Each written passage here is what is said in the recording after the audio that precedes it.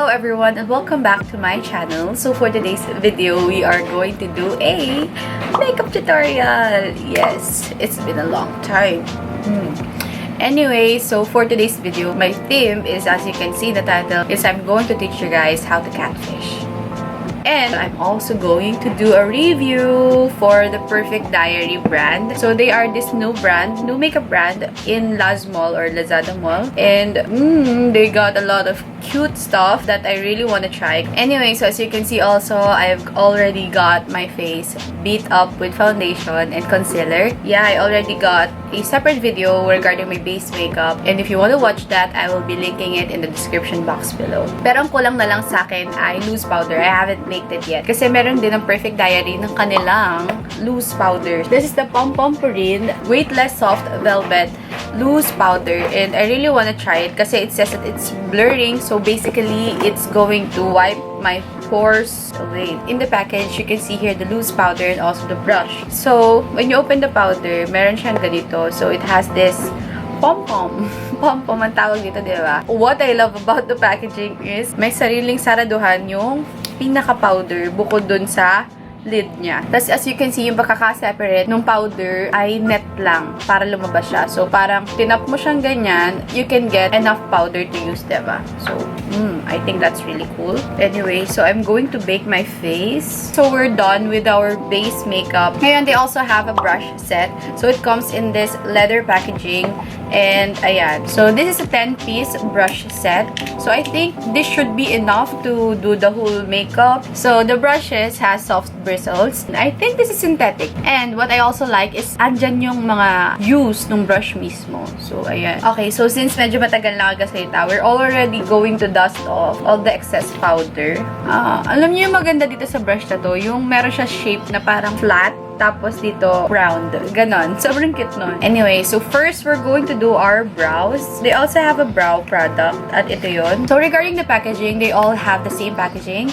As slick as this one. So it's just this black na parang may texture na box. And then, ayan, gold and black lang talaga yung colors niya. As in, it looks elite talaga.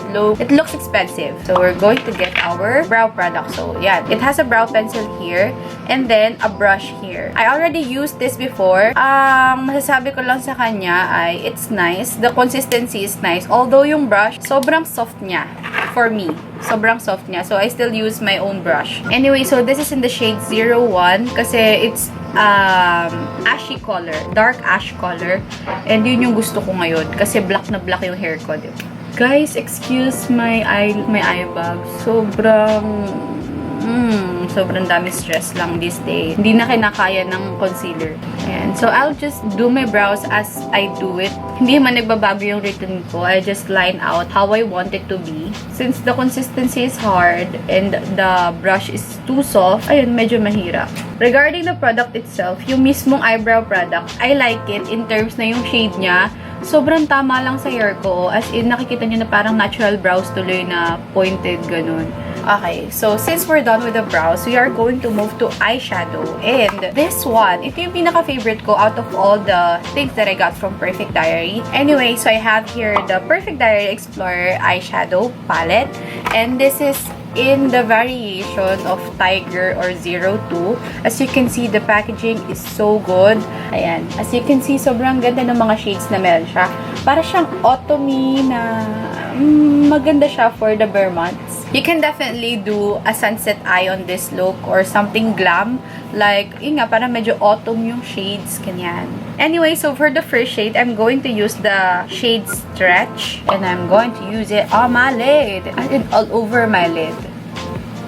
Okay, so the next shade that we're going to use is the shade Stripe. I'm going to put it at the outer V, hindi, inner V of my lid. Kasi ito yung parang pang-dimension natin. Tapos dito sa inner corner din. Anyway, so yan, nilalagay ko lang siya sa inner V and then slowly making its way up like here, ganyan. Now, I'm also going to put Roar. Ito medyo kasi dark shade siya, pero medyo may shimmer siya, pero feeling ko okay lang din siya. So, I'm going to concentrate this one here, as in dito.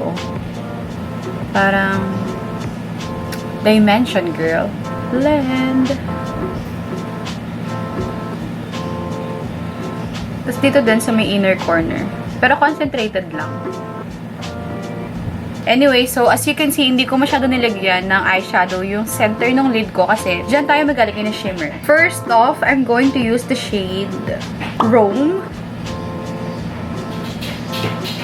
Ayan, parang concentrated sa gitna and then pa-ombre.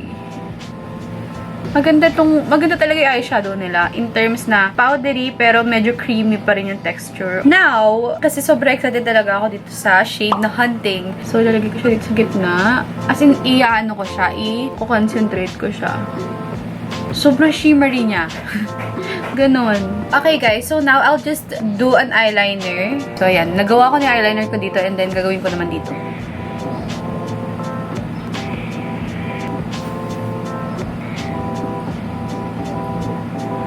Now, I'll just also put some lashes.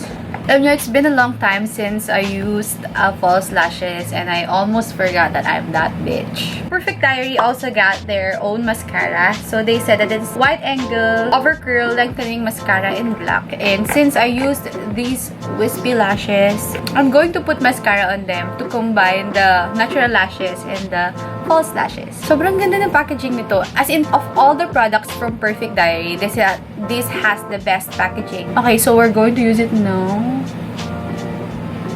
Now, I didn't get any contour powder, so I'm going to use what I have here. And I'm going to use the Perfect Diary angled contour brush.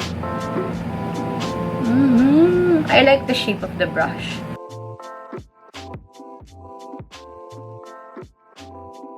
We're going to use this one. This is the shade V10. And as you can see, alam mo, gusto ko lang i-brag kung gano'ng kaganda yung packaging ng lipstick na to. Bukod sa, pwede mo siyang buksan dito para kuhain yung lipstick, you can also get it here. As you can see, para siyang sobrang elegant talaga. Tapos, pwede mo na siyang kuhain there.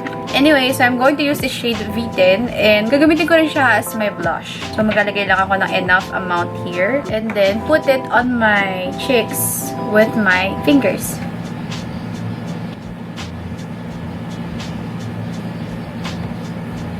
Mamaya tayo mag-lipstick kasi magha-highlighter pa tayo kasi meron silang highlighter. So as you can see, sobrang ganda ng packaging. I don't know about the product, so let's now try it. They have here a tapered face brush and you can definitely use this as a highlighting brush. So we're going to use it na. Pero parang nakikita ko sa brush, medyo malalaki yung ano niya, yung shimmers niya. May chunks of glitters dun sa shimmer niya. Sometimes it's good if you're going to go for glam makeup. Pero for an everyday, I don't think that this is the way to go. Kasi sobrang chunky nung ibang glitters niya. Now, let's move to lipsticks. So, they call this the Glamour Select Velvet Liquid Lipstick. And this is the packaging as I've told you before. Yung ginamit din nating blush. I think the wand is nice kasi sobrang manageable nung wand, especially kung gusto mo medyo mag-outline ka ng lips mo. So, even though that you do not have any lip liner, you can use the wand itself to outline your lips kasi sobrang manageable niya. In a way na, ang ganda ng pagkakalapat niya dun sa lower lip ko. So, yan. Medyo in-outline ko yung upper lip kasi parang uso ngayon yung plump yung lips mo, diba? Okay, so now guys, I'll just fix my hair. I'll just iron it and I'll be back. She's a Mona Lisa. Everyone's lining up to see her. There must be something about her features. You'll find her beauty goes much deeper once you get to meet her. Okay guys, so now I'm done doing my makeup and also trying to fix my hair. Medyo in-straight ko lang siya, tapos naglagay lang ako ng konting volume sa dulo. Na lang. Yeah, that's it for our video for today, and I hope you liked this tutorial. And if you have any questions, you can definitely drop it at the comment box down below. And if you like this video, please give this video a thumbs up. And if you haven't subscribed to my channel yet, please do subscribe to my channel. Anyway, so yeah, that's it for today's video. And thank you so much for watching once again. And I'll see you in my next video. Bye! Everyone's lining up to see her. There must be something about her features. You'll find her beauty goes much deeper once you get to meet her. She's a Mona Lisa.